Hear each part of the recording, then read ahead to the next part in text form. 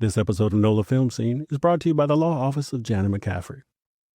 Hi, I'm Terin with Traveling with Terin, and I am super excited to be on the NOLA Film Scene, and I do not have the foie, but I have been in it. Welcome to NOLA Film Scene with TJ and Plaideau. I'm TJ. And as always, I'm Plaideau.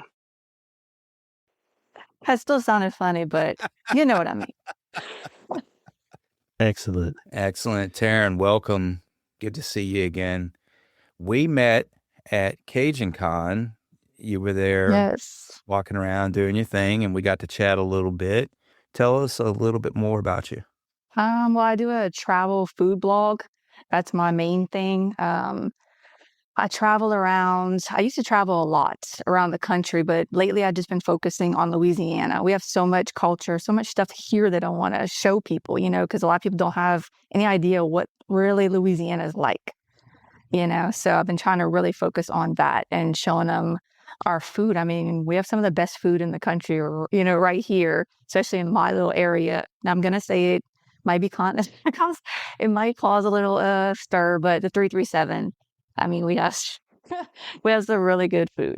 So I like to show that off. But yeah, that's pretty much what I do. I work with local. I'm the director of content creators for that. And I've just kind of started getting into acting. And my first little thing was the foie. Nice. Showing off the shirt. You can buy their merch. You can buy our merch. Yes, we'll have links when we drop the podcast. Bye. Tell us, please, about your experience with the foie. The film. Not the real foie. Yeah, I don't know how to put that on my resume. I have experience with the foie. I don't know how they're going to take that, but it was a fun experience. I started out actually, Hick Jeremy. I was interviewing him for my traveling with Terin, and he said, "Look, you have to come on the set because you really get a feel for what I do." So I did that, and I was like, "Man, this is awesome. I love it." So I contacted David, and he was like, "Well, you know what? You want to be an extra?" I loved it. So I started being an extra, and then just kind of went from there. Then I was a swamp witch, and I actually did sound one too. I'm all over in this movie. Oh, nice. Yeah, it was a great experience. And you got the best experience being an extra, because when you go on the movie set or the TV set, you're going to sit there for 12 hours. You might get the set a few times. You might spend all your day. You just don't know. So you were used a lot more efficiently than you would in a big production. So that definitely helps. Although I love doing those. You play a swamp witch. I kind of play a swamp wizard in a movie by Oscar. So we're going to be competing, when they come out. And that was very interesting because I had never really, ran lines before or anything like that. And when I'm studying them, it didn't make sense. I'm trying to learn everybody else's lines to get to my line. And I'm like, I'm going to ever do this, And then when we actually got on set and you're with other people, then it's like a conversation. So I'm like, oh, this makes sense. This is so much easier. It flows like that. So I felt so much better. And funny story about that. One of the scenes is a blood ritual that we had to do, which is really funny. But we couldn't get the blood off of us. So my hair had blood in it. I was covered in blood, stained on my face. I tried to wash it. It wasn't coming off. So we were going to eat after filming. And I'm the first one to walk into this Mexican restaurant. And the hostess looks at me and she's like, "Hi. Promise I didn't commit a crime in the parking lot. We're coming from a movie." So everybody would walk in, the waitress, just anybody who walked by our table would do like that as they walk by. So I think that's a memory that's always going to last from that movie. Definitely. I was filming in Atlanta. The first lead role I had, I was playing a mentally ill homeless guy, and they use this special alcohol makeup that doesn't come off very easily to make me look dirty, and so it stays on so it doesn't get smudged if I touch my face. My hair was all nappy. I didn't wash it for a few days so it would look, not well kept. My beard was all mangly, and I had a stained undershirt. I didn't wear my costume back to the hotel, but the undershirt was staying. Anyway, I walk into the hotel and I always try to shave my chest when I have to wear a lavalier, when they tape the lavalier on so it doesn't stick. And I always forget to do that. And it was kind of a higher end hotel. I walk in and people are staring, and it was late too. It was like 11 o'clock at night. And I'm sure they're used to homeless people trying to walk in to go to the bathroom or whatever. And they're all like staring at me. And I go up to the front desk like I'm supposed to be there. I'm like, hey, could I get a razor? And the guy looked at me like I'm crazy, like, you're going to shave? And I didn't even explain. And people are just staring. And he's looking at me. I said, I'm in room whatever. He's like, and then he said my last name. I'm like, yeah. And people were staring at me as I walked through the hotel. So I get it. That's funny. It's a funny feeling. I mean, they're just... As security goes, him mentioning your name and you not mentioning your own name doesn't really count. You could have actually been a homeless person.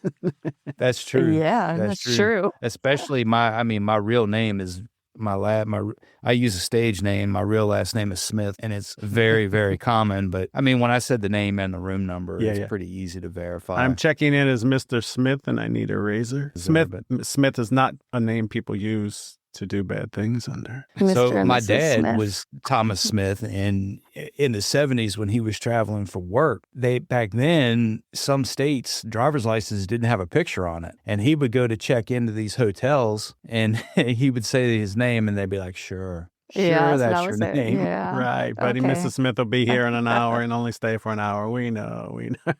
So after being bit by the acting bug, I don't know if you're not like us, like you're not on the site struggling to get it, but what would you like to play? Is there anything you like, I did this, now I want to do that?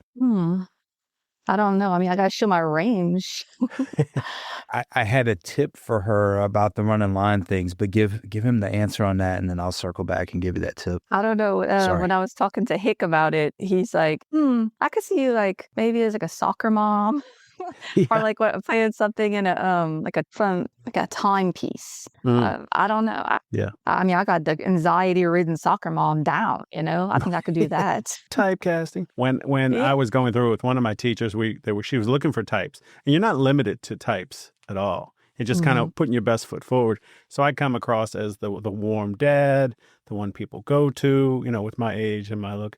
But then the nice guy look can get twisted to be the mob boss down the street. You don't suspect it. He's barbecuing, I can see that. And a guy messes with the daughter, and just what they look like, take him out. So think about that. And then, don't ever limit yourself to trying. Yeah. Except for things like race and accent. Yeah.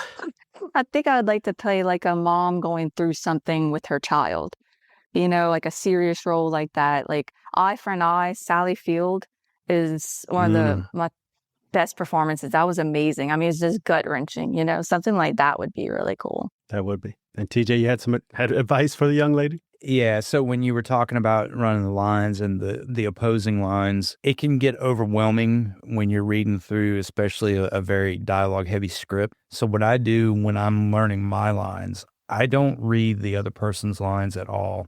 I have found that if I know too much what they're going to say, I start anticipating it, and it makes it harder to have a natural reaction in the moment versus a conversation. You don't really know what the other person is going to say. So when I'm learning them, I just look at the last maybe 2 or 3 words in their sentence or sentences for my cues, so I know when my lines are coming, but I don't read theirs at all. Maybe the first time I read the script, I'll read it, but as I'm learning the lines, for me, it's repetition, and I'll also write it out. I don't read theirs just so I don't have, one, that's more stuff that's getting stuck in your head, and 2, because of the anticipation thing. I mean, everybody's got different tips and stuff, but that's just something that I found helps me. Yeah, that's good advice. And I was lucky too, because on the fall I got to work with my friends. So that helped out too, Actually, Rachel from Louisiana Girls is the one. She was supposed to be a single Swamp Witch, but she wanted me and Casey to be Swamp Witches also. So she talked to David, and they rewrote the whole scene to include all of us, which it really worked too. Yeah, David's amazing. Like he's great. Yeah, he is. I didn't meet him until we interviewed him. Was the first time I met him. He seems like a really nice guy. He is. So what I wanted to ask you was, how did you get into the travel blogging? That seems really cool. Like I watched some YouTube channels that talk about different things in Louisiana. There's a guy that goes to old abandoned buildings and, looks through them and talks about the history of that building and why it shut down and stuff like that. So I think stuff like that's really interesting. It's actually COVID started. I mean, I'm sure a lot of people's stories start with that during COVID. I mean, we're aboard and our whole family was together. And my husband, he works offshore, so they wouldn't let him on rigs during that time. So, I mean, he's usually gone. So this was a big thing for him to be home. And I think he was home for like 6 months at that time. So he was, he's like, well, what do y'all want to do? And we were thinking like, well, let's travel. I mean, let's go. We can be with each other and not be around other people if we go to parks, like state parks, tent camp. So my husband's like, do you think you can do that? I was like, let's test it out. So we tested it at home and I did not make it through the night. And he's like, I don't know, Terin. I was like, look, if we're in the woods, what choice do I have? Like, if I have a bed in the house right there, of course I'm going to go back to it. But I won't have that. So we did it and we hit the road and we did like the Grand Canyon, places we had always wanted to see, Zion National Park, all these places. And people were following our journey. And I didn't realize that many people would be interested in it. And, they were asking me, like, how are you doing this? Like, how much does this cost? Because people didn't know that tent camping's cheap. If you can rough it, you can do it for cheap. My kids, still to this day, they don't want to look at a sandwich, but it worked for us then. I mean, we did. That was the first time I'd eaten SpaghettiOs, and since I was a kid, but we did it. We were trying to do it cheap because, he wasn't working. So, I mean, as cheap as possible, and we want to see as much as possible. And then every time we'd get to like a state line, I'd be like, we're only like 2 hours away from this. And my husband's like, you just said that. That's how we got in this state, and it just kept going. So then people really wanted to know, like, how are you doing this? How did you find this local, hidden gem? I don't go to tourist traps. I try not to. So, I'll ask like locals at the gas station, hey, where's your swimming hole that y'all go to?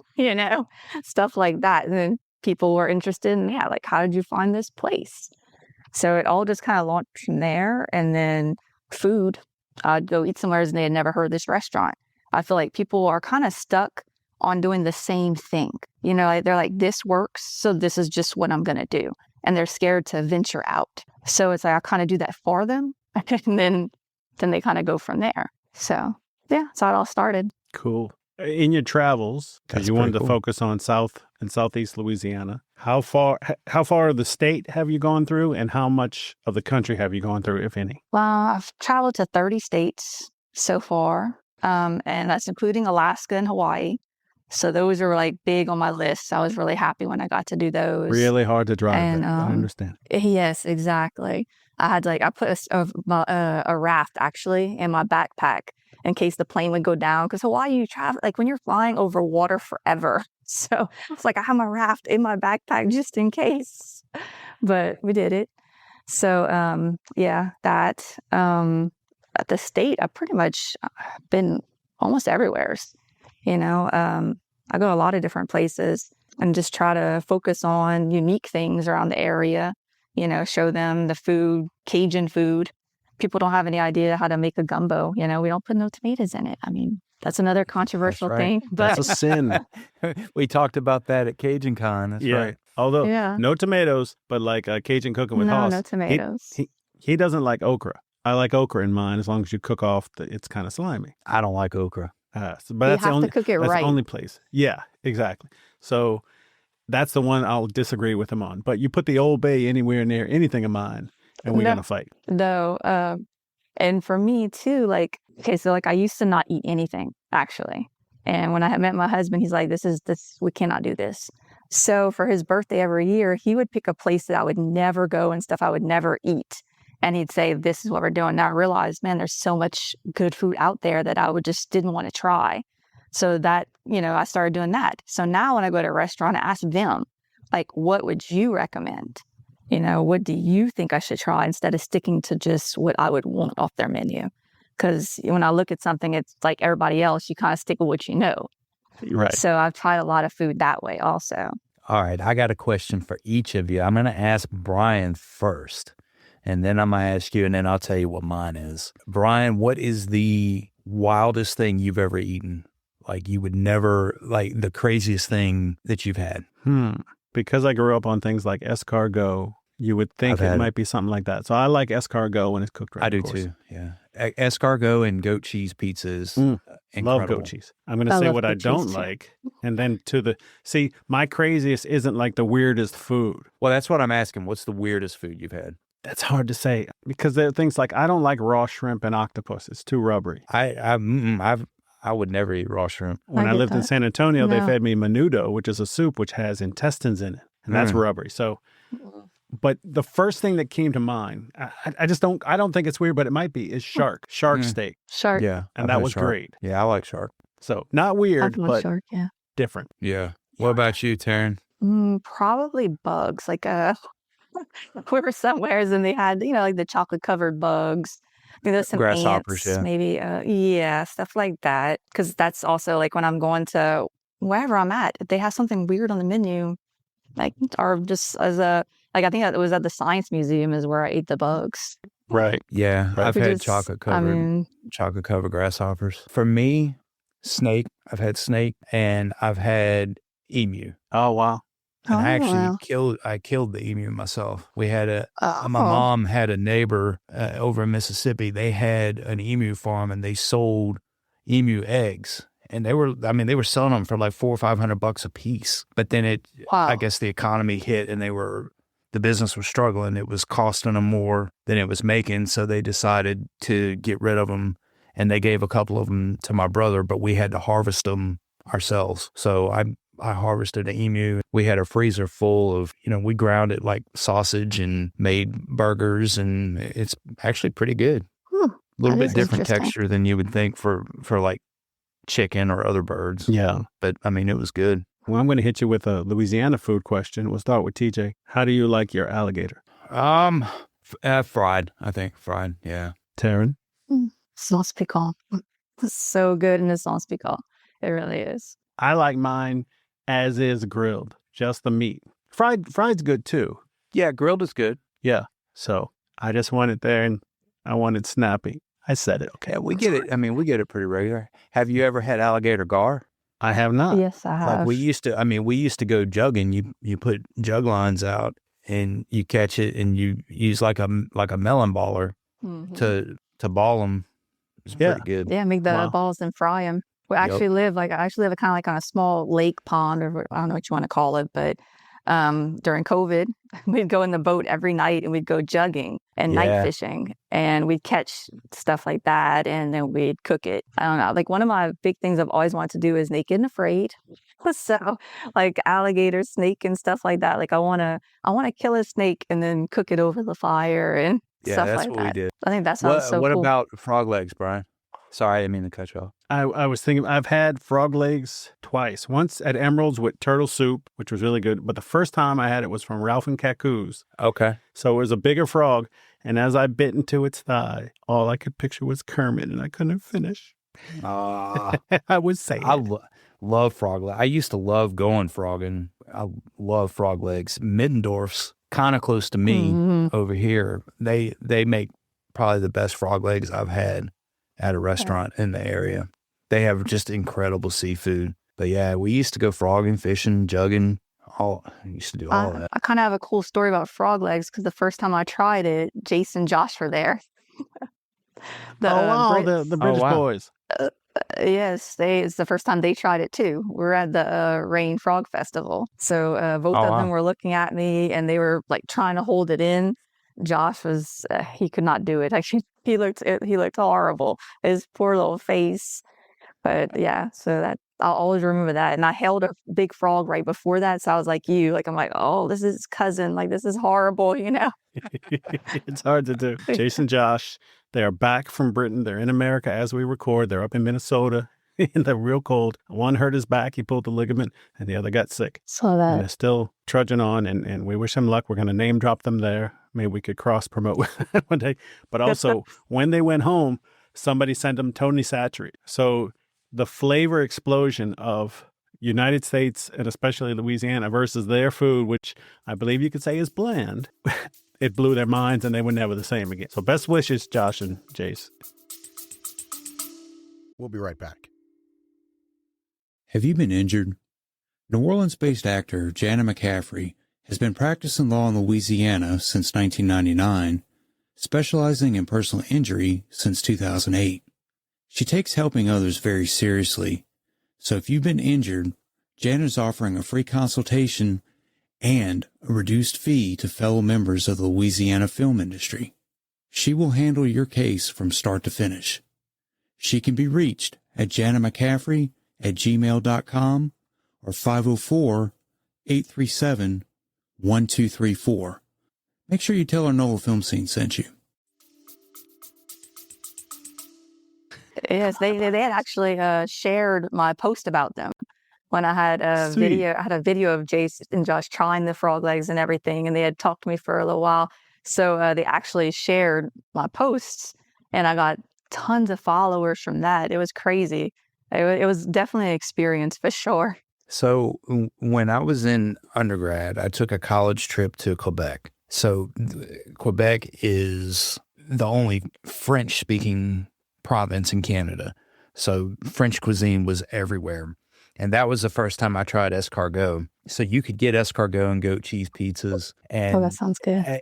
everywhere but one place it was really good. There was one that I don't know if they just didn't fix it right. It seemed like it had some shells in it. Oh, okay, poutine. So at least in Quebec, I don't know about the rest of Canada. I've only been to another province in Canada once, but poutine is French fries and gravy with curdled, like goat cheese or another type of curdled cheese in it. It's really good. So you can get poutine at McDonald's, French fries and gravy with that cheese in it at McDonald's. I'm pretty sure I gained about 10 pounds on that trip. Yeah. Because I was eating really clean before I went on that trip. And another thing that's crazy about up there, at least in Quebec, they don't put, if they're not putting gravy on it, they don't put ketchup on their fries. They put mayonnaise. And I didn't think that I would like that. That's Yikes. Yikes. I came back. If I would go to McDonald's at work, I would get mayonnaise packets, and I was putting mayonnaise on my fries I'm a big for a while. proponent of And then I mayo. realized, I'm getting a little bit too thick around the middle there. I had to back off on my French fries and mayonnaise. I got a lot of mayo in here. Got a mayo in my side too. I understand. Oh, yes. I've been working out, y'all, like 6 days a week because I've been trying so much king cake. Oh my gosh. My wife and I just had the Dr. Pepper king cake from Rouse's. Dr. Pepper Really? king cake. Yep. And How it is was that? good. What is that? So picture a king cake. It might be a little bit different dough. It might be a little bit thicker. You know how the king cake's kind of airy. And so then it's got I hate to say gel, but a jelly filling that's heavily taste of Dr. Pepper, a chocolate sauce on top, which I think you can take this Dr. Pepper to. I just don't know if it's in the bread. It's delicious. Will I get it again? Maybe. But we are also Maybe. going, there's this little shop in New Iberia, and you have to order it before you go. They have boudin king cake, which I love, crawfish king cake, which I've never had, and carrot cake king cake. What? I haven't tried any I love of carrot those. cake, so I don't like carrot cake. you don't like carrot cake. This has been the end of NOLA Film Scene. We can't be friends anymore. I You can't eat can't be king cake. trusted. Why can't you eat king cake, brother? Because I had that bariatric surgery, so I can't eat the stuff that's like bread that expands, bread, rice, pasta. Yeah. I Okay, we can eat still be friends. pasta that's not I guess. like regular. Not like regular pasta, and there's some keto bread that I can eat. So I mean, I guess you could make like a keto bread king cake. It's not as expandy, but I just, I mean, I can take a bite or two, but I have a hard time with it. Yeah. It's just not a pleasant experience.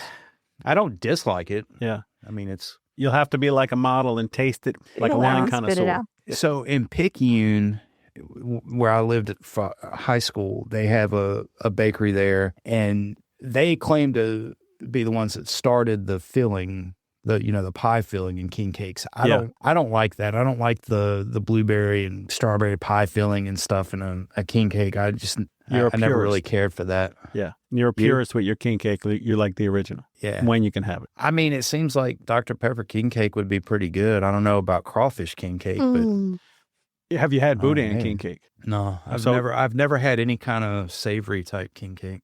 Again, the dough is a That's little on my bit list, though. different. Yeah.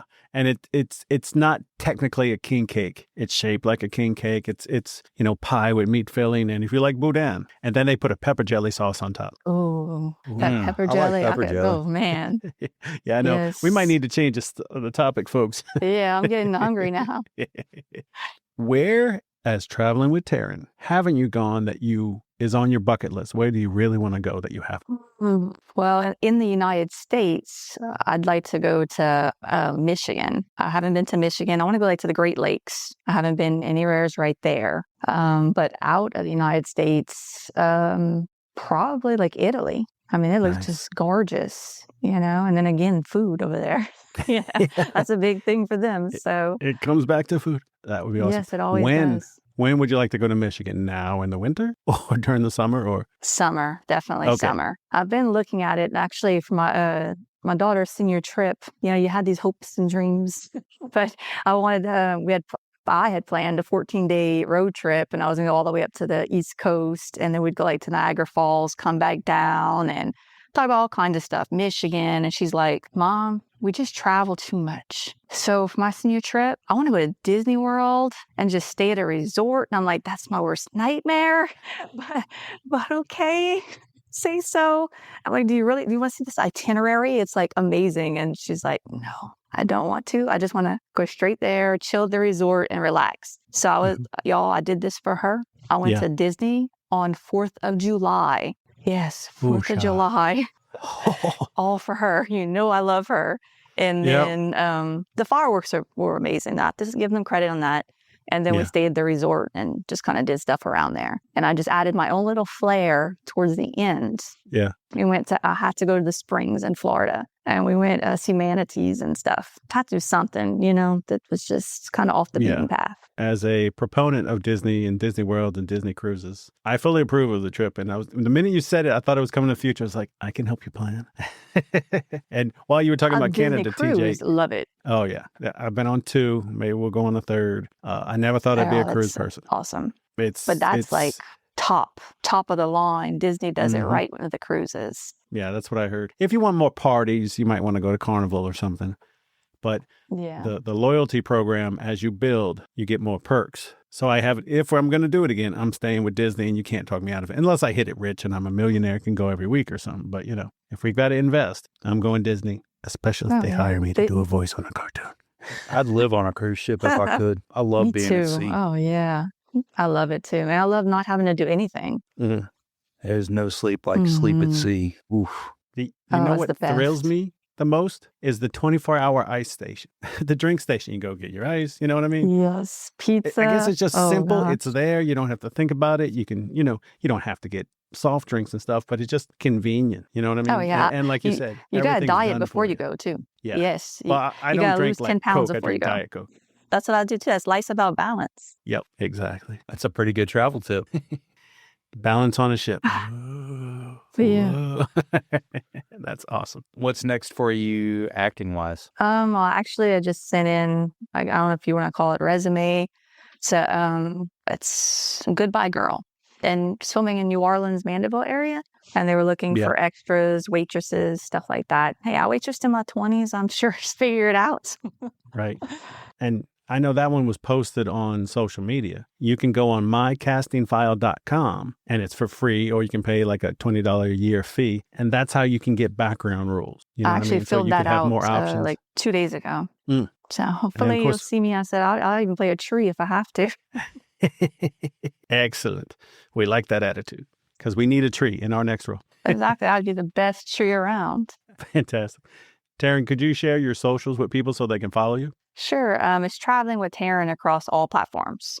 I have Instagram, Facebook, TikTok, and then you can also see me on Local. So I'm on the Local page and golocal.com. Sweet. Excellent. Yeah, we'll add that stuff in. Want to take us out, TJ? So no more tips, no more acting tips for me. So have you done professional headshots yet? I just had that done. That's why I put it on my casting profile. So there's that. And then if you can get involved in as many shorts, any type of little film projects you can to start building up, it's the hardest part is getting footage for a demo reel. So do as much as you can for that. And then I would highly encourage you to take acting classes, where you're living. I don't know in person what in-person options there are. If you can get into workshops, if they have a workshop in New Orleans and you can make it over for the weekend, that's a good idea. My acting coach has a lot of on-demand content. I study with Dean West now, and he also has one-on-one in-person stuff every week. You can do self-tapes and he'll evaluate it, one-on-one tips and coaching. One-on-one online. Online, yeah, it's online on a platform called School. Just a training platform. But, and I'm not trying to steer you toward just him. If you can find a coach that does virtual classes, James DeMont does a lot of virtual stuff as well. It's a good idea, especially to learn about how to do self-tapes, because most of what we're going to submit for is through self-tapes. So you get the script. If until you get an agent, you go on Actors Access. Backstage is another option. Casting Networks, I think, is another one. And you can self-submit for a project that you like. And if they invite you to audition, then they'll send you the sides. And then you have a window to tape that and turn it around. And if you don't have somebody that can read with you, you can find somebody to read with you virtually. Set up a phone and do like a Zoom call to do a virtual read. Yeah, Brian and I have done that for each other before. I'm fortunate. I get either my wife or my kids to read with me. So if you don't have somebody you can find, there's ways to find people to read with you. But that's the steps I would encourage. Contact us. If we can't do it, we'll give you somebody to help you. And also, Jim Gleason is great in New Orleans. If you can do the in person, you do his first workshop, which is called The Works, and he goes over his whole, I don't want to say technique, but his whole system. I don't know. And then you move into weekly classes. But where you live, it might not be, I don't want to say possible. It wouldn't be easy. It's a long drive, though. Right. I've had people drove in from Mississippi to do it, so for different people think. But what you can do with Jim, once a month, he has a thing called the circle exercise. And he doesn't like us to describe it to people, but what he says, it's what on-camera acting is all about without being on camera. Yeah. 1-day workshop. I've taken it over 20 times. And each time is like you build up some skill. So it's not just a one and done unless you want it to be. And I highly recommend it. And again, contact us. Everybody here, most of the people watching knows Jim. And what was done by that's how we got most of our guests. Yeah, that sounds interesting. It's a really, really good workshop. Yeah. Now I don't know about y'all, but because I'm on camera constantly blogging. So a big thing for me was the camera, not looking at it. I'm so used to, that's my audience, So right. It's like, it's constantly like, I'm looking at the corner of my eye, like, no, don't look at it. And then the more you think, don't look at something, the more you want to look at it. It's like that moth to a flame kind of, just the opposite. For us, for me at least, when we started doing this podcast, I'm watching them back and I'm looking everywhere but at the camera. I'm using an actual camera now. When we first started, I was using a little webcam, and I just couldn't do it. I couldn't look at it because of all the don't look at the camera, find your eye lines and look around it. So I ended up getting a teleprompter. And what I do is I pop the guest out of the window and put the guest on the prompter. So I'm looking at you like we're having a conversation. Yeah. Brian is just to the right of it. So I glance over at him when he's talking. But that was the only way I could do it. Otherwise, I'm everywhere but where I'm supposed to look. So I get it. I had just the opposite. And then the auditioning skill is not completely different from the acting on set skill, but it is different. It's so much easier on set because everything's there. Yeah, you're not having to imagine it. Yep. And your good co-stars, when it's your close-up, will stand behind the camera and give you something to feed off of. Like the aforementioned Hick Sheremy helped me a lot by pointing a fake gun at me and staring with his Hick Sheremy stare. Difficult for me to say. I guess it makes me nervous. But you feel it. You live it. So growing both skills is important too. And I agree. When we were filming for the Foie, the Nick Manning was there, and he was behind the camera, and it was like I was talking to him. Like the other girls found it, they're kind of nervous with him there because he's done things before, and they're kind of intimidated. But to me, it helped. Like it didn't make me nervous. It was like I was having a conversation with him. And Corey were good with that. Yeah. Those girls were probably thinking about how good the scene's going to be instead of just being in the scene. You find that's when I started with Jim Gleason's class, I was nervous and I want to be good and, I'm fidgety and, you're adrenaline. I want to get a good grade. And that's nothing what acting is about.